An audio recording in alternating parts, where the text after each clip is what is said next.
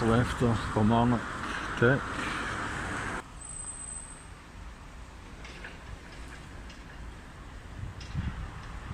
I done an art course now, 20 years ago.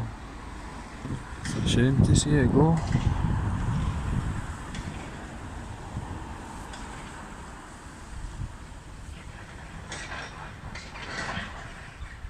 Suppose they'll be building houses on the end of the Nero.